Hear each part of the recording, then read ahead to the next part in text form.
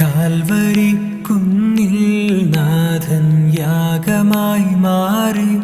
അന്നു കാൽനടയായി നാഥൻ മലമുകളേറി. അന്നു ജീവനേകുവാനായെന്തു പാടുപെട്ടു നീ.